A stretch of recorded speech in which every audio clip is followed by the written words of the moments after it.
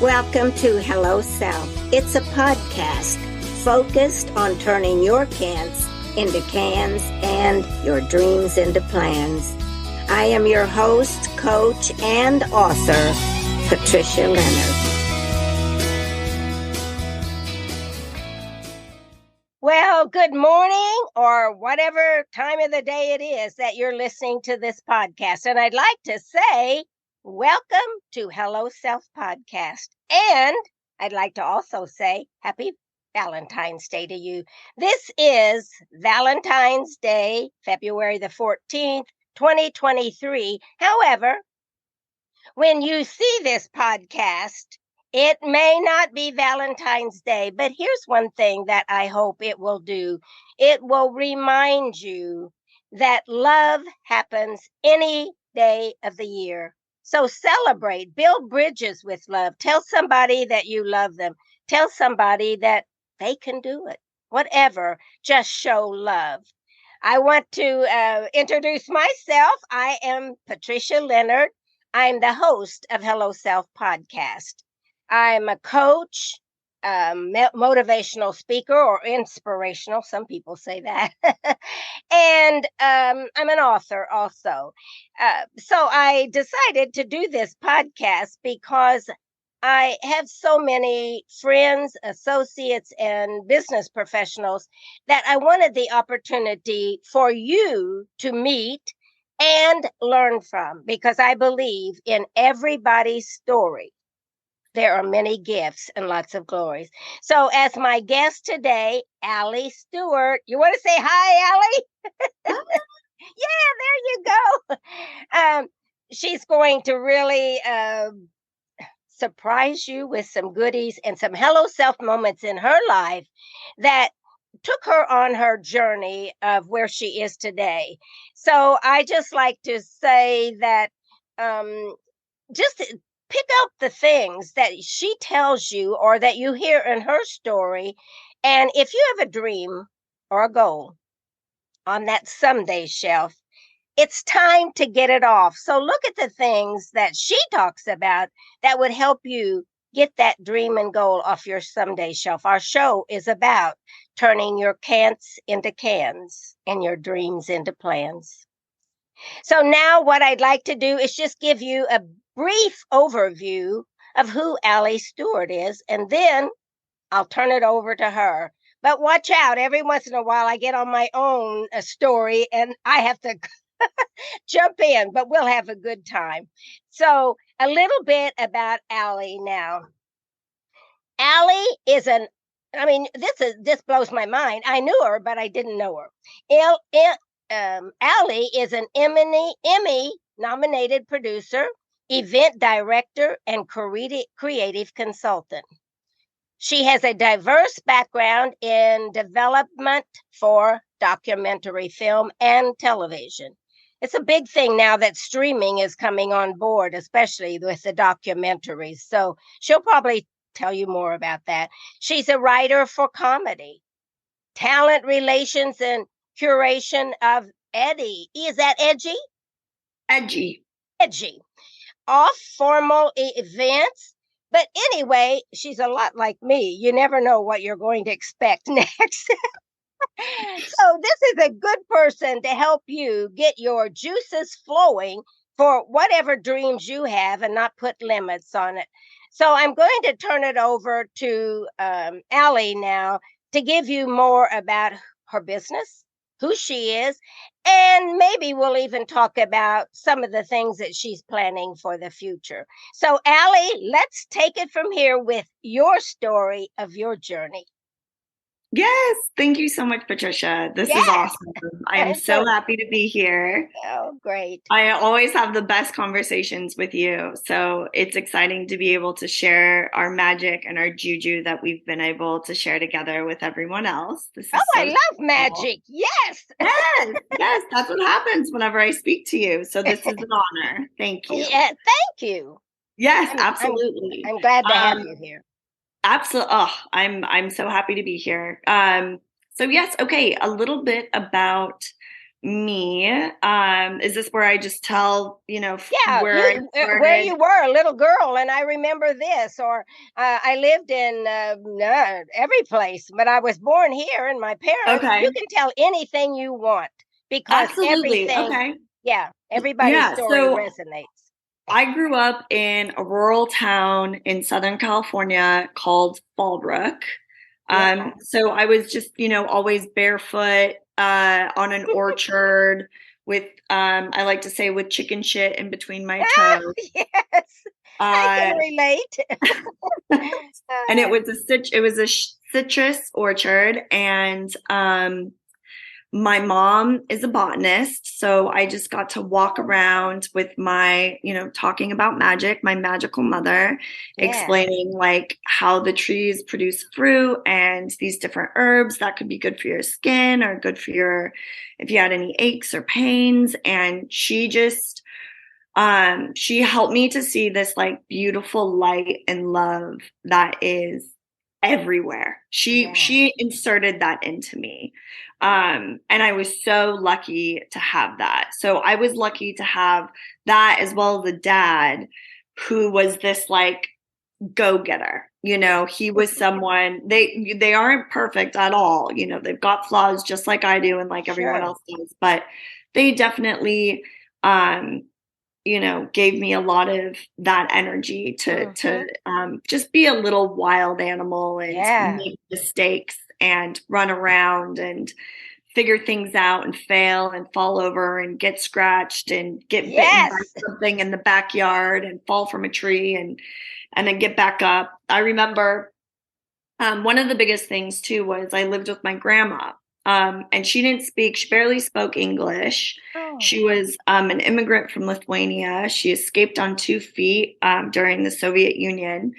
And she had bigger hands than any man I've ever seen in my life. And this woman would just like, she'd pull down trees with those hands and she'd do all this hard work, all this hard labor around the house, and she'd cook um, and she'd also like hug me and tell me that, in her language, I could be anything I ever wanted to be. So yeah, I also am privileged with that. I had a lot of love, a lot of support as a kid. So my family, my mom's side of the family, a lot of them are from New Jersey. So I would go out to New York as a little girl in New Jersey, and I loved the New Jersey women because Jersey women tell it like it fucking is. yeah.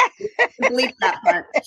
Um, Oh, yeah, and so that gave me a lot of empowerment since I was a young girl from these women. I felt like I had 10 moms who were like, you don't let any man tell you the way it's going to be, you do it yourself. So that was something that I was very, very, blessed and happy about. They were also very hard on me. I had to do things myself. And they were Jersey women, they were New York women. So I went to New York, and New York as a kid, I think from the time I went when I was little, like 8 or 9. And then I went when I was really little. And then I remember a third trip, I went by myself to visit my cousin when I was 12 years old. And that was the beginning of, I think that was my first hello self moment, is when I went to New York and I just was, how loud people were at restaurants, how messy humans were, and they just owned it. They were confident in it. It's just who they were, and they didn't have a problem with it. That's who they were. It was confidence like I've never seen before. yes, yes, And it was just hundreds of individuals, all different from each other, existing truly as who they were. And that inspired me. I knew I needed to be around that. I knew that was very important in my story as a little girl. So from that moment on, my dream was just get to New York, And I always loved storytelling. And so I ended up going to school at San Francisco State for film, for cinema and production, which was really fun because San Francisco is just a hippie town. mm, It, yes. yes, Been and it was there. been there, done that, yeah. Yes, right. Yeah, and it was a good place to like find my imagination. to really, be free to be in a park and wear these, wear whatever I wanted and talk about what I was reading and what films I was watching. And it also, you got to be smart in San Francisco. You can't be a dum-dum. So it's a nice place for me to kind of shape up and kind of wise up and know that I had to learn about the world. I had to know that there was a lot of people in this world that looked different than me, that had different opinions than me. I wasn't in like blonde girl, Southern California anymore. That was very important. And then from there, I went to New York, and in New York, I ended up, I started off in the art department in film and television. And I was terrible at it. Absolutely awful at it. So I was supposed to build sets, and my sets would like catch fire or fall down. See, Alie just jumped in anyway. That's what you all got to do. You'll never know and you may not be perfect at first. Oh, I was horrible at it. And I knew I wanted to be around that. I knew I wanted to be in storytelling in some way, shape, or form. And I thought I was artistic, but I wasn't in this way, Yes. So then I was an intern, and this is when it was okay to work for free for years and not get paid anything and work all these hours at all different kinds of stuff, like a YouTube channel, a infomercial company, and then a reality TV company. And I really, really liked the reality TV company because it was real stories. And I went from intern to producer associate producer to, field producer to eventually I made it to the head of casting and development. And this was great. This was great, but it wasn't. One of my new favorite words is duality, right? It was awesome, but at the same time, I was the only woman. I'd work 100 hours a week. I was young, so they took advantage. Like, she's young and dumb. She'll do all the work. Yes. I did these, what they called man shows. So like lots of stuff for History Channel, National Geographic, if anything said. Oh, wow. Yeah. So that was great. But like it duality, I was having some of the most fun trips I've ever had in my life, like going to Alaska, going to Maine and living with, ice fishermen, going to, for 3 months living with these truck drivers. Wow. It was just, it was amazing, but it was very hard on my well-being, Allie's pointing out some things that I think are very critical to our listeners right now. And that is to build your awareness of what you want to do, and to also build your platform for having the capability to do that. It's not always a glamorous start. You have to do some things that maybe, but you discover where you want to go. So don't think, if you're thinking about changing careers or whatever, there's a lot of ways. It may not always be $1 million up front. It may not be all the things that you like to do. She's talking about duality, and some of it you'll like and some of it you won't.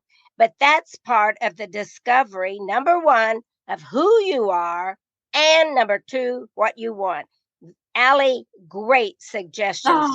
Thank you. So thank you. Continue sharing. This is fabulous. I think that when you're in the duality, that's when you're onto something. I think that when you're like, okay, this is amazing, but this is so hard, or this is killing me, or this isn't good for me, but I love it, or I hate this, but I know it's good for me. Yes. I think when you're in that, that's when like, oh, you're on the ship now. You're like, it may be a creek of crap, but like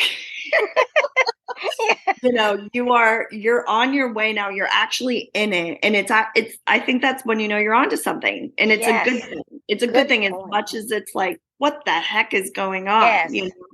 Great point. Yes. Yes. So I was definitely in that during that. And I would call this one of this was a second hello self moment. I picked up a book called Be Here Now by Ram Dass. Do you know this book? Oh, yes. I haven't read that book, but I know Ram Dass. Yes. Yes. It's beautiful. It's one of the books that changed my life. And I had this commute that I had to make from Brooklyn to New Jersey, where the production offices were, where I was at the time. And I was reading Be Here Now. And the whole point of Be Here Now is don't live in the future. Don't live in the past. Live in this moment. And I still take that. I sit here with you and I'm like, I love Patricia. Patricia was one of the first people I met here that saw me. And now I look at us where we are. She's doing this amazing thing, which she's supposed to do. You have a voice. You're supposed to get it out there. I'm honored that you're here letting me share this. Like, I'm here in this amazing moment. It's mutual. Thank you. And it's something that that's what life is. It tells you that's what life is. It is to be in the moment. That is happiness. You know, otherwise you're going to always be chasing either the future or fixing the past or chasing what was in the past and you're not going to. So that was another hello self moment because I closed that. Yeah. I closed that book. I finished it. I got off of the train. I got into the elevator. It was the same elevator I'd been going in, drudgily, kind of like dragging my feet into. Same people, saw every day. We never said hi to each other. Went up the elevator, got out of the elevator, looked at my office, and I was like, I gotta go. And that was you say hello self. I call it my knowing. Yes. Same thing. Yes. My knowing was like, you gotta get out of here. You're not in the moment here. This is something from somewhere else that is over or hasn't become. I was living in my past, basically. Yes. I had moved on and it got unfortunate. This is something that I say about my knowing or myself. Sometimes it's so annoyingly not loud that my brain and my heart, they don't want, it's like my brain and my heart, like, okay, that's fine, but not right now. Like, let's do that next month. And it's like, no, you got to go right. And I call it Donnie Darko, that movie. That's just like, so I was like, I gotta do this now. So in like 2 weeks, maybe 3, I made a plan. I was like, I don't know where to go, but I do know I've always wanted to go to Southeast Asia. I've always wanted to backpack by myself. That's been something I've always wanted to do. I'm in my 20s. I'm, young and dumb. I'm in great shape. I don't have any kids. I don't have a partner. I don't now's the time. I have money because I just had this job for a long time. Like, who knows if I'm going to have any money after this? And who cares? We're not living in the future. Yeah, right. That's that. Right. Yeah, do So I made a plan with my with some friends that had gone before. They're like, you got to go here. You got to try this. And it changed my life. I went backpacking for 4 months by myself in Southeast Asia. This is what truly opened every single door to myself. It allowed me to look right at her and be like, okay, we're going to do this life together. I'm not going to ignore you. I'm going to live with you, which is terrifying. Bravo. Oh my gosh. Thank you. Cool. But it was, okay, because in America, you are taught to shush, distract. But in Asia, that's how they live. They live in their self. They live in their knowing. They live in their souls. That's how they live every day. And they can tell. It's funny. They're like, an American, what is an American doing here? Like, you don't speak this life and this language. And I was like, no, I know I don't. Teach me. Yes. And so it was life-changing. I fell in love with myself. I fell in love with this life, with this world, kind of again, like from the time I was in my orchard. It's like now I was in this amazing, gigantic, beautiful orchard with like 14 different types of cucumbers and all these amazing fruits and bugs. And, so that was enlightening is the word. Very enlightening. Oh my gosh.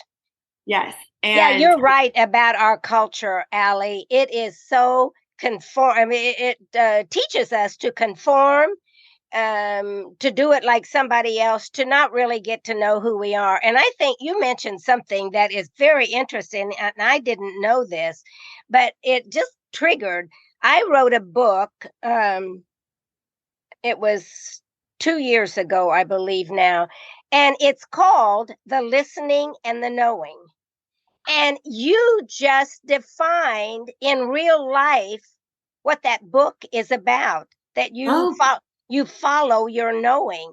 And it just, it's funny. We do things and we don't think until someone like you says, this is how I live my life. And I'm Yes. thinking, oh my gosh, that's exactly about my book, because I talk about how we here in the United States are all about doing it this way, conform.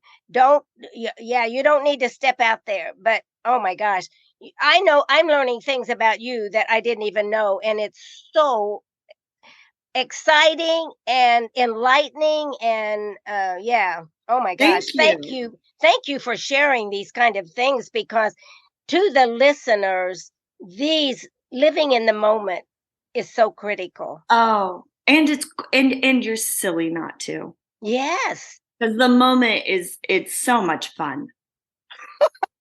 No, it is. I was talking to a woman in Michigan today, and she just left her corporate job.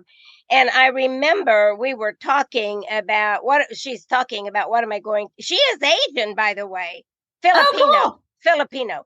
But Cool. she said, what I'd really like to do is buy a little boutique and have my own pearls in there, that I sell my own candles.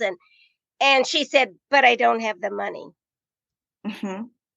These are the things that we are taught here in the United States, or in our culture, is everything is surrounded by money, instead of, like you said, living and figuring out as you move along, but listening to your knowing, listening to and knowing that that's what you're supposed to do, and it will happen. Yes, but I said that to her. Don't put that limit on yourself, because I went to Italy for $600. I mean, and 10 days. So nobody, and I had no idea. I said, God, how am I going to do this? But it happened because I knew that I was going. Oh my gosh, I love what you're sharing, because these are the things that we need to learn more about. Yes. And yes. I mean, I need reminders. I have friends that check me often that are beautiful souls that are like, you're in your head. You're not. Yes. You're not in the moment. You're ignoring the real signs. You are, you need good friends that get real with you. Absolutely. Sure. Absolutely. But talking about the, the money thing. I love that you said that, because money, as much as America teaches you that, unfortunately, it is freaking annoying. It's a magic trick. It doesn't even, it's some piece of paper someone printed up, and now we got like little Bitcoins and bebop boots, What Jesus. So and buy gold and you'll be safe. Buy gold. They're gonna come up with something different next. I know, exactly. But so which is all great, and it's totally fine. We need a little bit of governing, and we need a little bit of structure, or it would be chaos. So it's fine. But I after I came back from Asia, I actually ended up staying on a friend's vineyard for a little bit and making some wine. But then after that, after I was very hungover, dreamy, came from this dreamland, my feet landed back into reality, right? And so I was just broke. So broke, barely scraping by, It was a time when I was a great cook, because I was like, all right, girl, you got some rolled oats. You have pineapple juice. Exactly. Squeeze the apples. Yeah, you got 2 potatoes. What are you gonna make from this? So this was, at least it turned me into a cook. But this was when I was like, all right, let's experiment on our own. Let's start actually saying yes to those little ideas that are in your head, and the ones that keep coming up that are kind of nagging, or the ones that feel good, or the ones that, my knowing was getting a little less quiet because I was in the struggle, I was in the survival. Your knowing is very, it's meat during that time. Yes. I feel like, because you're just trying to stay alive, Yes. And, and there's anxiety and there's depression, and these are all very real things. And that can really cloud everything and gray everything. So it was rough, but I started to, say yes to stuff. And one was a queer performance group called Shirley House. I just went to a coffee shop one day and I was like, you guys are my friends. I love you guys, but you have no idea how to make money or and you guys are so, you guys are really smart and you're great at getting a crowd. Let's work on this together. I think I could help produce. I think I could help manage. I think I could book you guys in some big venues. Let's try this out while I'm in this in between. So we started to work together. And then the second project I did a lot of projects, but these are the 2 that were, and I mean a lot, but these are the 2 that were successful. The other one was this guy I was introduced to. His name was James Marshall. I think this is one I told you about. Mm-hmm. He came to me, interviewed me, and he was this wild New York cowboy that was like, I want to do a documentary series about the American dream. I want to kind of answer the question, what is the American dream? What does that mean anymore? And it was very broad, but I loved his energy. And he said, I think I want to do a motorcycle trip across the United States. Oh, wow. And I just said yes, because I was crazy enough to. And I went to all the people I used to know in reality TV, Netflix, Amazon, Hulu, History Channel, National Geographic, everybody. And they all said, no, dum-dum. Who are you? How are you going to do this? This isn't interesting. Goodbye. So we had no money. And so we said, sorry, let me turn this phone off. So we said, let's do a Kickstarter. Let's get this on social media and do a Kickstarter. It ended up being called the American Dream Project. We raised $50,000. Oh, wow. Yeah. So talk about having zero money to then that becoming $50,000. Because people believed in it. It was right after Obama had his time in office. It was right before Trump. Yeah. Gay marriage had just become legal. Yes. In certain states. There was a lot of stuff buzzing and changing in America. And I, coming from this place that I was in, my old reality TV stuff, I really knew Americana. I knew that demographic. I knew that format. I knew that kind of marketing, but I also knew that kind of storytelling, and I had a love for it, So it worked. We got together. Yes. We worked our butts off. It worked. He ended up getting us sponsors with Cole Haan, Indian motorcycles, because he did a Hello Self moment where he came from. He came from advertising, and he wanted to make a documentary for the first time. He didn't know what he was doing, but And everyone was like, what are you going to get? A Cole Haan documentary on HBO? That's tacky. That's never going to happen. He was like, I don't care. We need money. This is the only way I know how to get it. So we got it sponsored. We had this 50K. We had a 15-passenger van and 2 motorcycles. We went across the United States. Oh my God, this is fabulous.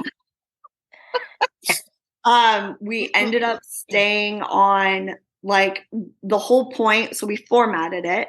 Each step along the way was through social media. I would be like, we're in New York. We're headed to Pennsylvania. Cool. And people would go beep, beep, beep, beep, beep. You could stay with me. You could stay with me. I stayed on the floor of barnyards. I stayed in an old steel mill. Oh my God, this is I love it. That's living in the moment. That's living in the moment. Yes, absolutely. And the whole format was we had to earn our keep. We had to work and do some sort of job to have a plate of food every night and a place to stay. Yes. So the whole crew, the sound guy, the lighting guy, me, the producer, and the 2 guys on their motorcycles. And the whole point was, what do you think the American dream is now? Who is it for? Is it for rich people? Is it for poor people? Is it for white people? Like, is it, what does it mean to you? What does it say in the dictionary? Is it something you can put in a dictionary? And it was just the answers we got and the lifestyles we found. We stayed on a dude ranch. We stayed in an earth ship in New Mexico. Oh, wow. And this was all through, I woke up at 4 or 5 a.m. Social media, like that led the way. So show ended. I just was sweating and dirty and and exhausted and happy and shaking my head like what just happened. And Netflix came back to us. Amazon came back to us. They had a bidding war. Netflix won. It was on Netflix for, I don't know, anywhere from 2 to 3 or 4 years, maybe even more. James will get mad at me. He knows. And then it was on Amazon, and it stayed on Amazon for a while. I think it's still on there. And then we got nominated for an Emmy. And then we lost to Oprah, which is better than winning to anybody. Exactly. That is exactly right. So we didn't come in first, but we lost to Oprah. Yeah, that's right. Who could say that? So that was freaking incredible. I took my mom.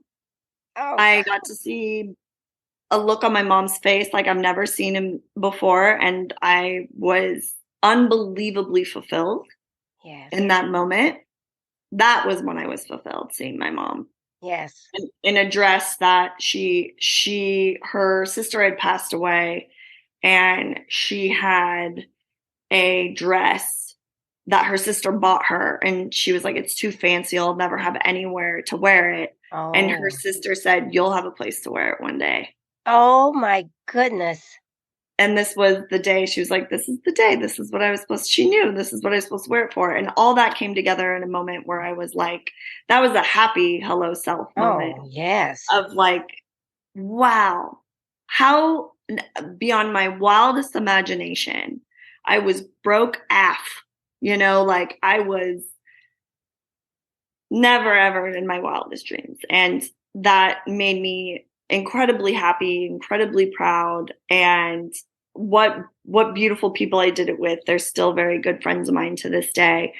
The queer performance group was taking off as well. A lot of them are superstars, celebrities. They're killing it in life, and they taught me how to do events. So after all this, my phone finally started to ring, and I was able to take on a few really exciting development jobs at places like Huffington Post, Verizon Media, all different kinds of like really cool places where I did specifically development. So developing creative unscripted stuff. So anything that was like a game show, a documentary, unscripted social media, commercials that involved anything. Yes. And and then that led me to starting my own company and consulting for documentaries, specifically for unscripted media.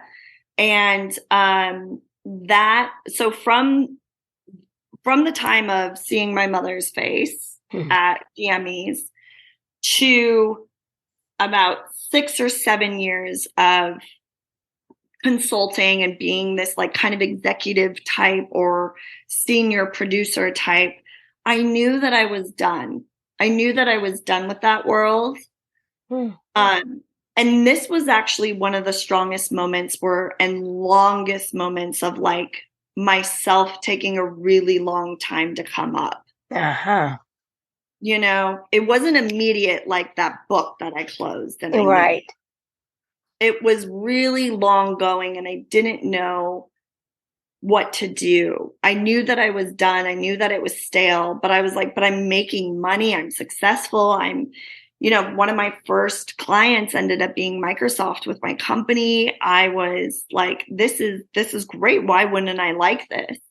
And I knew I didn't. And I feel like this can't be anything else but God. And then everything kept just like going wrong. Like I kept doing it. I kept doing it. I kept consulting. I kept working with people that I thought would be great. And it really wasn't. It really wouldn't work out over and over and over and over again. That's another key thing, Alie. And I don't know what you're going to say next, but I'm excited to hear it because I think that's when some people give up. And there are those moments that we go through. Me too. I mean, I just, for almost 2 years, I kept saying, God, what am I supposed to do? What am I supposed to do? Yeah. And so we don't know. And this is when a lot of people just say, I can't figure it out. Sometimes we need to talk to somebody about it, a coach or whatever. Yes. Or supportive friends, like you said. But that is. So I'm anxious to see what happened beyond that when you woke up. Yeah. Well, what's great is you were a part of it and we're in it right now. Like this is happening. This is happening now. And it's super exciting. And so I've been doing events in between. The other things I was doing in my company is I started to flirt with comedy. I started writing for comedy because I just had a lot of friends that are comedians and they've grown in their career and they're like, this joke you said over brunch, can I buy it? and the world needs a little humor. We know that. Yeah. Oh, heck, if you don't got that. That's right. You ain't got it. You ain't got nothing. So I, that was fun. That started to kind of buzz my creativity in a new direction. And I've been doing my own events. I've been, experimenting with this new world of what I like to call edge formats or activations. So the first one that I did and that I'm doing is Never Sent, right?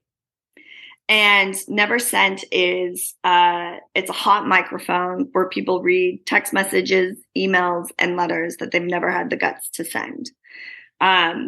The way that this started was with my friend Jess Byers in 2020. He runs these incredible film festivals all over the United States. And he's like, Alie, the world is ending and we need a event for these film festivals that are now online. Can you come up? Yes. Can you come up with a format that would work for Zoom? So I came up with 2 or 3 things. I had to pitch it, and they hated the other, two, and they loved Never Sent.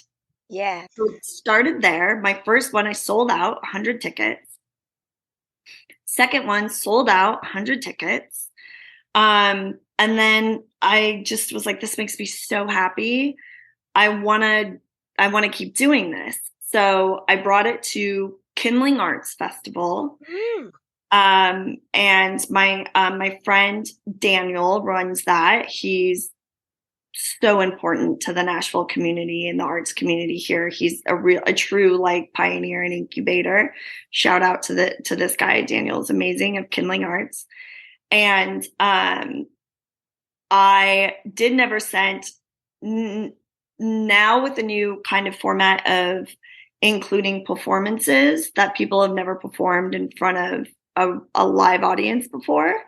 And I did this kind of as a trying to take what I knew from documentaries and implementing them into a format on stage. Real people saying real things. And then the second thing I was trying to do is figure out the culture of Nashville, because coming from New York, LA, and what we were saying, you know, in America, people kind of shove it down. People really shove it down in Nashville. Yes. There's a lot of two different sides of the political spectrum here. There's a lot of, you know, people who believe in God and who don't believe in God. Yes. And that's a lot of friction. And I think that because of that, you and me have talked about this before. Yes, people definitely. are terrified of expressing themselves. Yes. Because they might be in danger for it. There's laws against, you know, people who are transgender. There's laws being passed about being able to perform drag. So you could literally get arrested for it. Yes. But also, you know, we're South adjacent, right? And, or, you know, some people believe culturally this is the South, and there's oppression in that, but there's also so much art here. But you know, Alie, you are describing perfectly. But the one thing that I learned when I came here, because I came from the Midwest, from Indiana, but when I came here, because of the influence of Chicago and the Indianapolis when I came here, it was like walking back 20 years in time. I'm not kidding you. Yes. I was a professional woman, and men expected me to get them coffee and things like that. And I said, and then I remember one time I wore a lime green jacket to a meeting, and I had purple fingernails. And we talked and talked and talked. I was looking for an opportunity to do some training with this company. We talked and talked and talked as a group. And finally, I said, we're not getting any place. Does it have anything to do with this lime green jacket and these purple fingernails of why you're hesitating on bringing me in? The room went dead silent. It was all men. The room went dead silent. But guess what? Yeah. Guess what? I got the job. Yeah.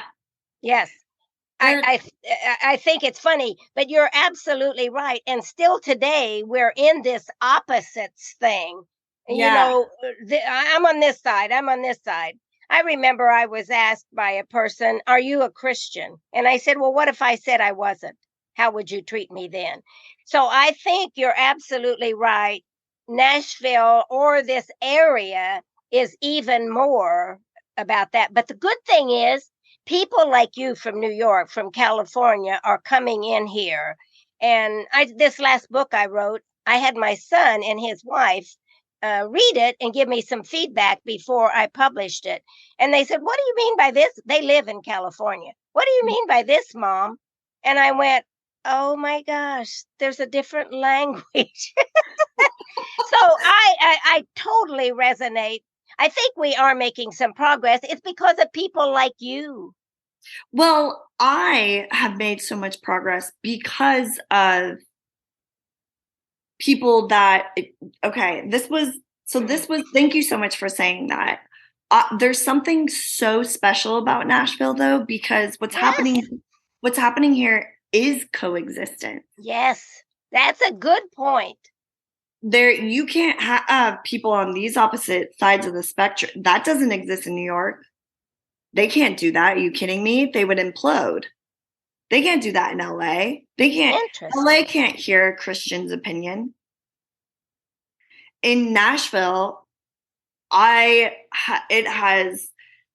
in Nashville has helped me as someone who, I believe in God, but I don't really identify as religious. But being in Nashville has helped me find my spirituality because of the Yes, incredible people who are Christian. I concur with you fully. Yes. And I think the strength that we actually have here is like America's goal is to be people who are individuals who have totally different lifestyles and beliefs and to be able to freaking laugh at the same joke, for Christ's sake. You know, Alie, it's funny because you are absolutely right. I went to a one woman show last or Sunday, and it was about this woman was talking about critical race theory. Oh, yeah. And she said the title of it is "Would I Mispronounce My Name?" And so she's Mexican and a lawyer. I mean, but she switched to the film industry. And TPAC actually brought her in to say, these are the things we need to hear. And it was interesting because we had a discussion after her one woman show. And it was the diversity, even in the group, the diversity. But the good thing is, it makes you look at yourself and say, Yes. yeah, how does, hello, Patricia, how do you feel about that? Yeah. Yeah, Does this make you uncomfortable? Why? exactly. Yes. Are you mad? What are you mad at? And why are Yes. you mad about it? Yes. Or are you avoiding something and why? You And know, it I was a think, very diverse audience, just like you're oh, that's No, wonderful. it was exactly. It was so beautiful. Yes. Yeah. And I think that's what we do have here Yes. that most states don't and cities do not have. Good And point. I think that's where all of our power is. And I think that's where we can build something important. And Nashville can have way stronger of an identity than this kind of hiding in this safe, polite thing. Yes. You know, Alie, in my coaching, I find that people just want to express. Their soul is ready to do something. And we don't, they sometimes they know what it is and sometimes they don't. But I think you're right. It's getting to the point here where express what you want to. I want to start a theater called Expression Theater, Yes. and just let people come in and express. It could be a little show or it could be anything, but express who they are, what they are about, and how they see the world. Because you're so right. We're waking up. In my book, Yeah. I talk about our society is waking up. Yeah. Yeah. And I'm excited to live in a time where that's happening. Me And too. yeah, so to bring it back to this project, I wanted to Yes. see what people needed to express. I wanted to see in Nashville, what people were keeping and not saying. That's what the whole never sent thing Yes. was. Like what are you terrified to tell the world that but also I don't, I'll go out and say, would you be interested? But this is for those folks that have been holding back Yes. that now are like, all right, I got something to say. I gotta Yes. say. Let me speak it. Yes. Yeah, yeah. And I'm like, here's a microphone, man. Like, go on and say it. So it's been really cool. It's been really awesome. Kindling Arts helped me so much. I got a residency for a year at the Barbershop Theater. And then that ended up turning into where I am right now. So that lands me where I am right now. And being unsure about, I don't want to do this consulting stuff anymore. So right now when I was talking to you, I was supposed to do 3 months with that guy. Yes. To have the contract. We both decided no. It just wasn't a good fit. And I knew I had to. There was one thing I realized. I was too scared to realize my dream, my new direction, because if I knew it, then I would have to either deny it and ignore it and keep distracting myself, or I would have to be like, okay, you got to do it. you have to freaking do it now. Yeah. And I know. you know, My God. so yeah, I was putting it off. I didn't want to know it. And like, so now I'm in a similar space. And what's also terrifying, I'm in a similar space to where I was when I was doing art department, starting in film and breaking everything. Mm-hmm. And now, I'm like, okay, I know I want to do these events. I know I want to do these shows. I know that I'm working with a bunch of drag queens, burlesque, comedians, a lot of specifically female comedians. I'm working with a lot of writers like yourself. Mm-hmm. And I said no. I said no to the job. I said no. So this is my first step, saying no. Just the things that aren't part of the plan that's how I can, because I don't know exactly what it is, but I know that like, okay, I got like 3 or 4 or 5 offers to do consulting. And I said no to each and every one of them. Learn how to say no. There's a great point she's bringing out here. Yes. Yes. It's so hard because it's stability, because it's comfortable. And so I've said no. And now I'm saying yes and being now I'm, my phone used to ring. Now I'm making some phone calls. Now I'm getting rejected. I'm getting denied, you know? But then one little treasure will come up. I was in New York and I reached out to 2 of my favorite venues, and never, ever, ever did I think that they would come back to me. Both of them came back and both of them were like, let's meet. And they're huge. They're big, big, big deals. Bravo. Thank you. And that just filled me up with energy. And, and there's little, like winks, little things here and there that are starting to pop up and get really exciting, and conversations that have a lot of potential. And I definitely have, some stuff that's starting to bubble in the pipeline of where I could go. I've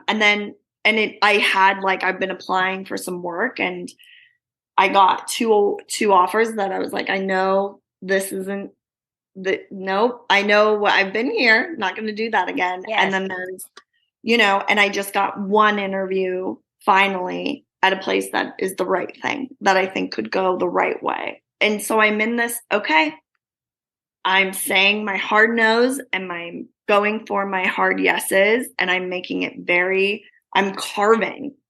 I'm being brutal. I've got the chopping board, and I'm being decisive, and I feel like I have a directive now, and that I can follow. Which is that something you want to share about what your plans are for the future, or your career, your life? Yes, absolutely. Do you mind if I really quick let my kitty cat in? She's scratching. No.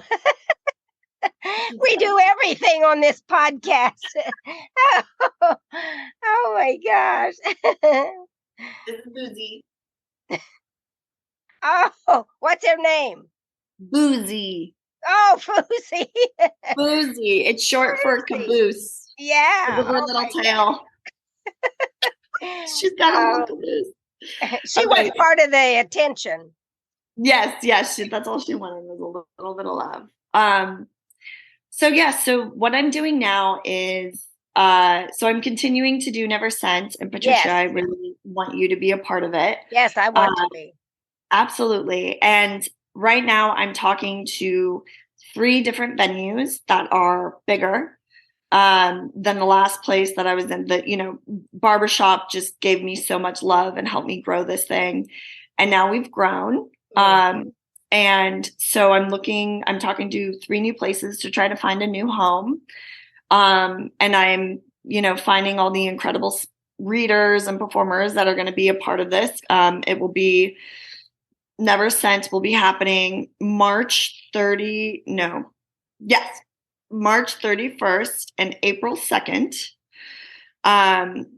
Where you can find it is, the information is either on my website, which is Ragana. This is my company. It's called Ragana Creative. So and that's Ragana. Yep. Creative.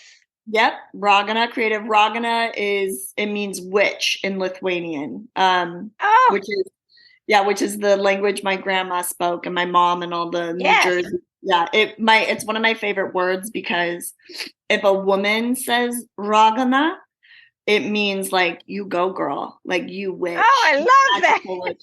And if a man says Ragana, it's like an insult. Oh. Oh my God. Yeah, well, I'll pay attention to that in the future. You're ever in Lithuania. That's right.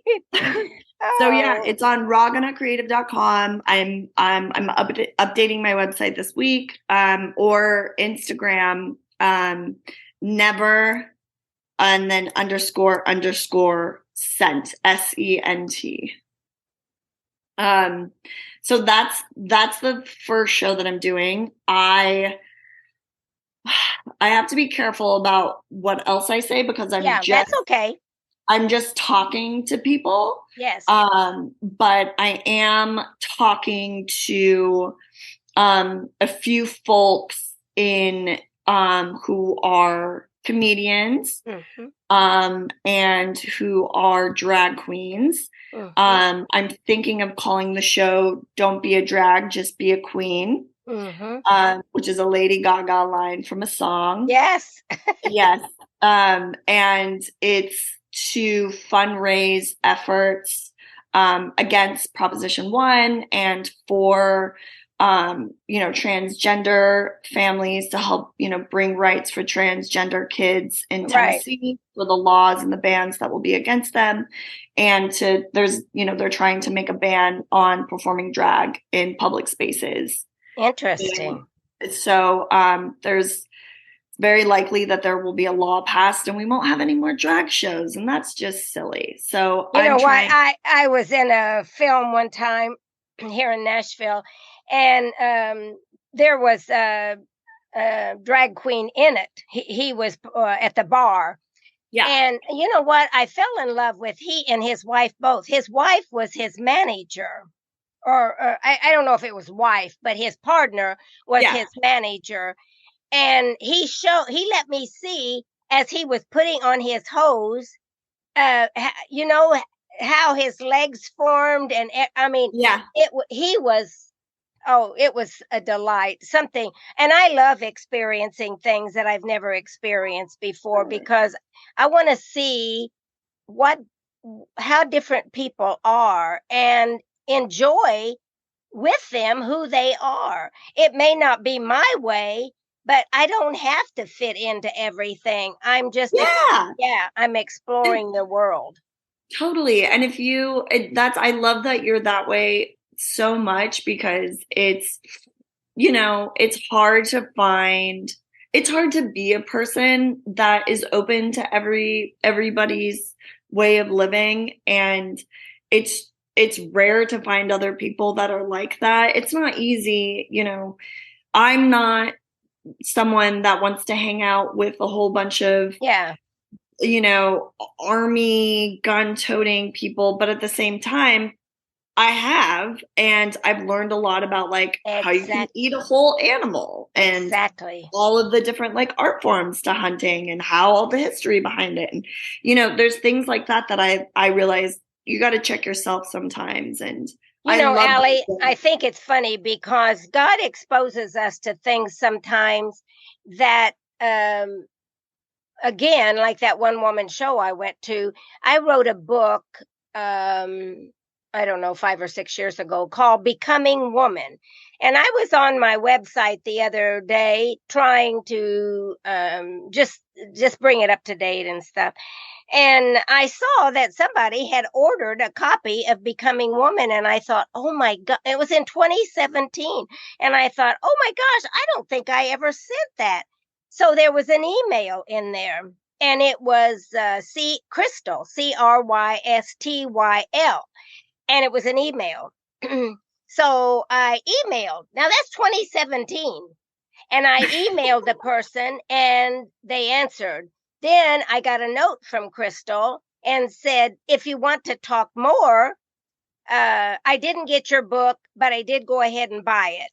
And so I wanted to see what they thought about it because it was a journal type book. But cool. anyway, I called. He gave me, yeah, I already told this story now. The email came back, and so I called and I said, I'm looking for Crystal.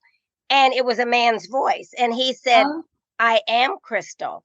And I said, did you order? And so he started telling me he's 74 years old. Anyway, we were on the phone an hour.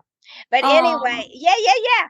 And I said, well, I want to tell you that's not about becoming woman. And he said, yes, it is. And so anyway, awesome. We talked more and I fell in love with this guy. He said, I knew from the time I was 6 years. And I know that's not necessarily what this podcast is about, but it's about, I love this. It's about the world that we live in is so diverse if we wake up. And he and I had the best talk. And I even asked him about some of the young people being taught about this and how his opinion was. And you would have thought it was you and me talking or just me and my brother or something. It was not like people think, oh my God, this person is so, no, we had the best. And it was interesting to learn life from his perspective. Do you know what I mean? Yes. And and he said, Patricia, I just became trans 4 years ago. And he said, I married this guy and I am so happy. I've never been happier. And I told him, I said, I don't understand it, but I hear what you're saying and I respect what you're saying for you. And so I think we're in a generation now, our universe is evolving and we're at a time where we're seeing all of these aspects of life and we're being not confronted, but awakened to them. Yes, we are. Who are you, Patricia? How do you feel about, you think you got it all right? Well, maybe you don't have it all right, but that we can now listen without taking an opposite side. And meeting in the middle. Yeah. Oh my gosh. Yeah. Totally. Well, for folks that are transgender and for folks that are drag queens or drag kings which I love, talk about Hello Self. Those are people that had to be brave about something about themselves that I'd say, half of the United States, half of the world hates. Yes. Has strong hatred for that. Yes, that is. And they have that in them. That's who they are. And, you saying, hello, Patricia. Imagine, Crystal has always been Chris his whole life. And Chris has to be like, hello, Crystal. Yeah. Crystal's like, hey, girl, that's what we're talking about. I'm telling you, it was the most adult conversation. I loved it. It was like talking to you, Alie, or talking to my brother or something. Yeah. That's great. I'm learning as I go. I was a little country girl and grew up in not a biased family, though. Definitely. I've got I've got blacks in my family. So we weren't biased, but we were just, we weren't exposed to a lot. It's a little country girl. But anyway, I love what you're doing by giving us a broader view of the world through your performances, through your creative writing, through your creative business that you're doing. Because this is what we need. We need to wake up. And I think we need to learn from each other. Yes. I think we need to have spaces where, it isn't so black and white, because life is gray. Life is a gray area. And that's actually where the most beautiful stuff happens. Yes. So I want to tell those kinds of stories, and I want to invite, those kinds of people that are like mushy and comfortable, can want to feel comfortable in those kinds of spaces, and, flirt with something that maybe they're interested in or they don't understand and they want to, or because I don't think it works to be forceful with stuff. on either side. Oh my goodness. Right. Yeah. So and also everything that I do has got a little bit of, if not a lot, it's always a very healthy dose of laughter. Yes.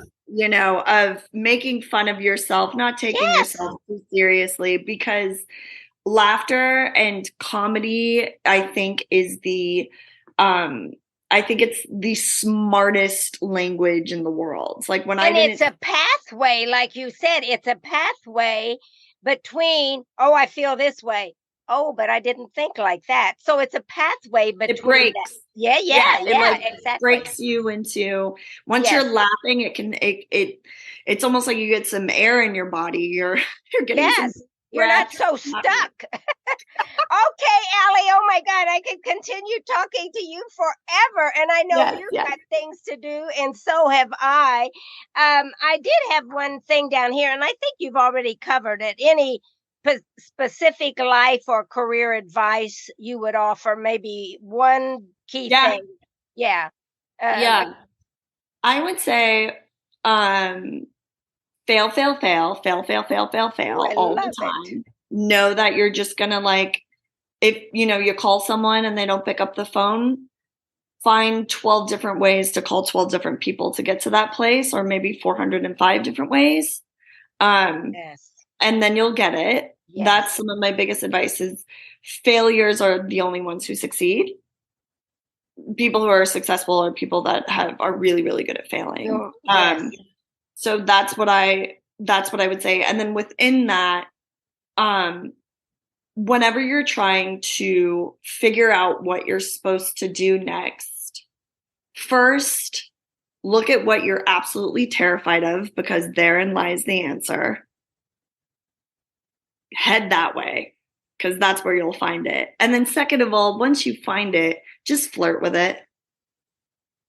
Yeah. Just lean in a little. You don't gotta have a military plan with a trumpet in the morning, and just flirt with it a little bit. That's how you can start. If you do have the military plan, it'll probably get shot down along the way.